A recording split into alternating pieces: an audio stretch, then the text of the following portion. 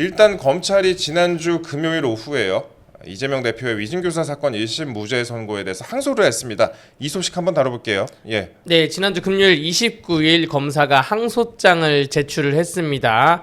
항소 이유서는 사실은 나중에 제출해도 되는데 원래 항소장이라고 한 장 딱 제출하고 항소 이유서는 나중에 항소심 가서 제출해도 되는데 항소장에 항소 이유서도 일부 녹여냈어요. 네. 뭐 이 큰 틀을 말씀드리자면 증언은 전체를 하나로 판단해야 되는데 이 재판부가 1심 재판부가 증언을 쪼개가지고 개별적으로 분해해서 판단을 해서 사실과 법리에 부합하지 않다.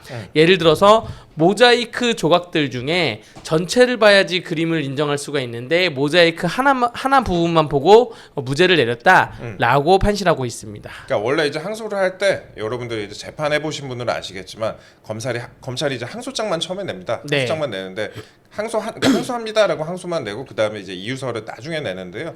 이유서도 이제 같이 냈다 그 말씀하셨습니다. 그리고 사실 오인 및 중대한 법리 오해가 있어서 이를 바로잡기 위해서 항소를 제기했다 이렇게 얘기를 했는데 그 법원 판결에 대해서 검찰이 이 정도로 항소 이유서에 강하게 비판하는 경우는 없죠. 많이 드물죠. 왜냐면 지금 검찰도 엄청 황당한 거예요. 황당하기 때문에 검찰 입장에서는 항소심에서도 만약에 이 무죄가 나온다. 그리고 네. 대법원에서 확정이 되면 그러면 지금 기억이 잘 안 난다는 모든 증인들에게 피고인과 변호인이 접근해가지고 변론 요지서를 보내주는 것도 방어권의 행사로 볼 수가 있기 때문에 이 대혼란이 발생합니다. 검찰 입장에서는. 그렇기 때문에 이를 갈고 항소심을 준비할 거라 생각이 됩니다. 네. 네.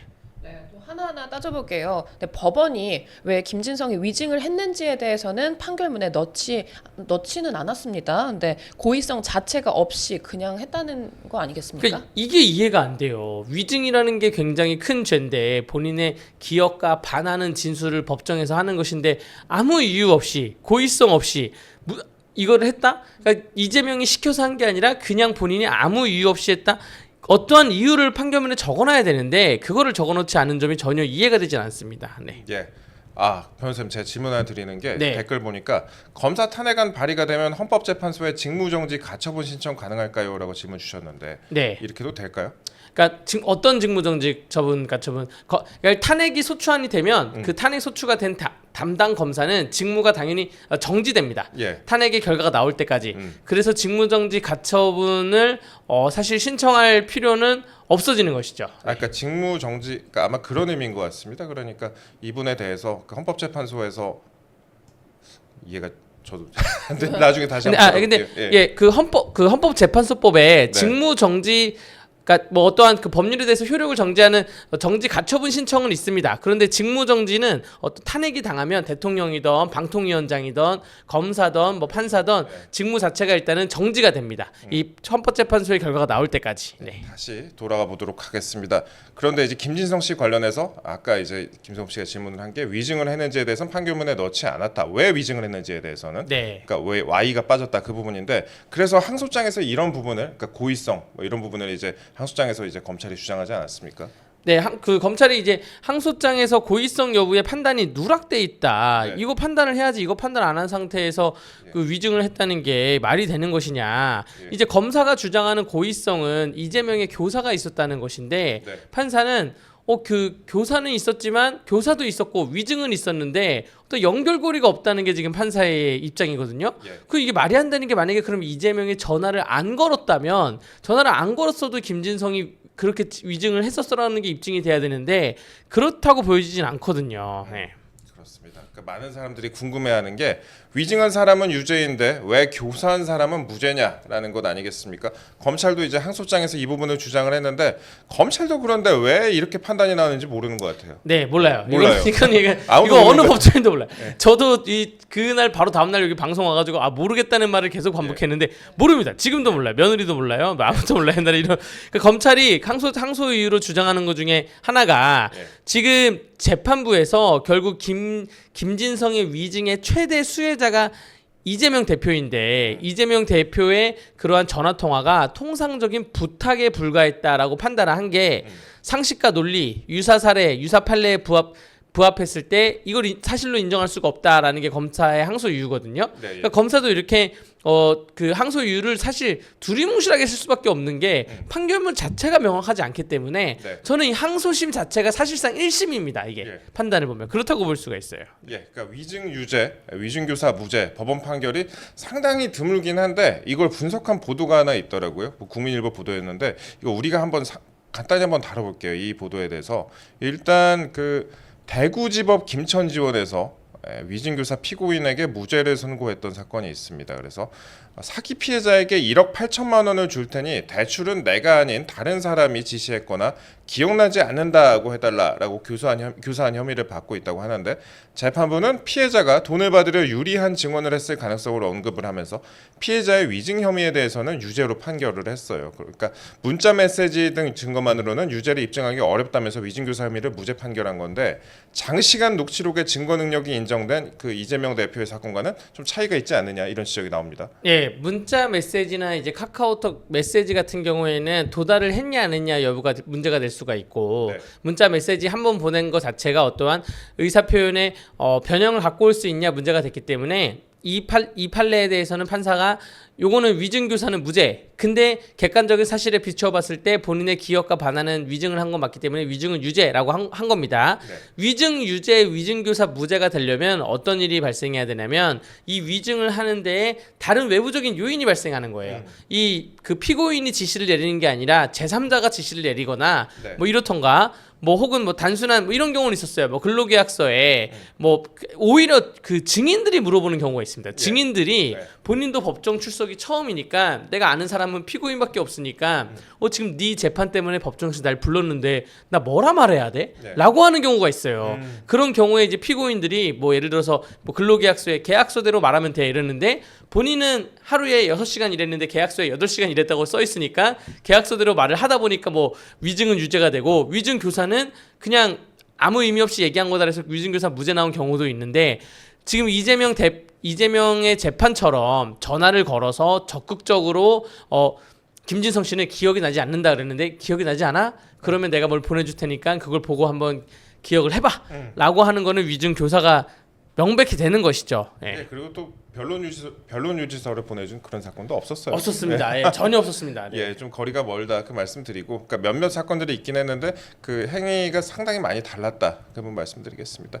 그리고 근데 이재명 재판처럼 이 김용 재판에서도 자발적 위증이다, 네. 자발적인 위증이다 이런 주장이 또 나오고 있습니다. 그러니까 이재명 대표 재판에서 뭐 자발적 위증인 것처럼 그런 식으로 판단이 내려졌는데. 김용 재판에서도 똑같은 주장이 나오고 있어요. 요건 좀 희한한 게 네, 희한하죠. 이거 그 김용이라는 분이 지금 재판을 받았잖아요. 네. 유죄 나왔고 가수 말고. 예, 김용 민주당 전 예. 부원장 뭐 이재명이 오른팔이니 왼팔이니 하는 뭐 그런 분인데 1심 재판에서 이홍우 전 경기도 상권진흥원장이라는 분이 법정에 나와서 네. 나는 5월 3일에 김용을 만났고 내 휴대폰에도 그 일정이 적혀 있다라고 증언한 거예요. 그러니까 5월 3일에 김용을 만났냐 안 만났냐가 중요한 거거든요. 네. 김용이 그날 다른 데 가서 돈을 받았냐 안 받았냐. 근데 이 사람이 법정에 나와서 나 그날 김용 만났고 내 휴대폰에도 일정이 있다라고 하니까 판사님이 뭐라 그랬냐면 휴대폰 갖고 와.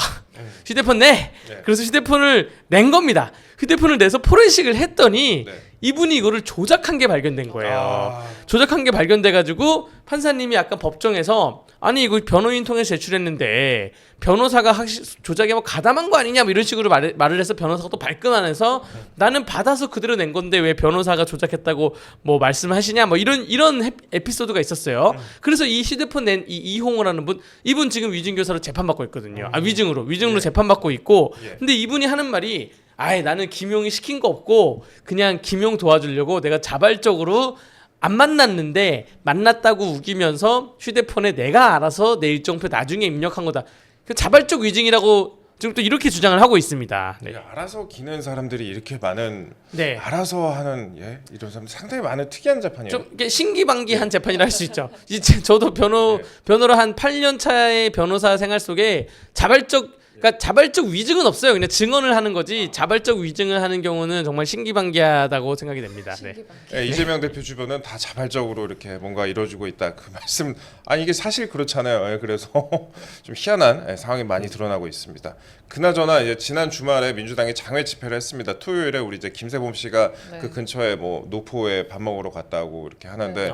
근데 이제 집회를 상당히 많은 사람들이 네. 상당히 많은 사람들은 아니고 그냥 어느 정도의 사람들이 나왔고 집회를 했다. 그래서 차가 많이 막혔다 이렇게 그 얘기를 했었는데 맞습니다. 25주 안에 승부를 내자 이런 주장이 나왔어요. 6개월 내에 승부를 내자 이런 주장이 나왔다고 하는데 이 부분 한번 따져볼게요. 김민석 최고위원이 송년회에 10명만 모여도 시국 선언을 하고 트럼프에겐 평화로 노벨상을 권하자. 트럼프에서 또 왜 나와? 25주 6개월 안에 승부를 내자 이렇게 강조를 했다고 하는데 이거 결국 선거법 때문 아니겠습니까? 네, 저는 이 문구 무슨 10명만 모여도 시국선언하자 트럼프에게 뭐 평화 노벨 평화상을 권하자 이 문구를 듣는 순간 아 이거 김민석이 얘기했구나라고 생각이 들었어요. 어떻게 하셨습니까? 이따가 민주당 뭐 최고위원회 있으면 뭐 이 발언을 계속 이어가겠죠. 네. 그리고 나서 25주 6개월 안에 승부를 내자는 것인데 선거법이 이제 633 원칙이 있지 않습니까? 그렇죠, 예. 633 원칙을 합치면 1심은 6개월이고 2심 3개월, 3심 3개월인데 그래서 앞으로 이제 항소심과 대법원이 총 6개월이 남았다고 보는 거예요. 본인들 입장에서 보기에도. 본인들이 보기에도 예, 공직선거법 사건이 그렇다는 거고 위증교사도 사실 633 원칙은 없지만 예. 이미 명백한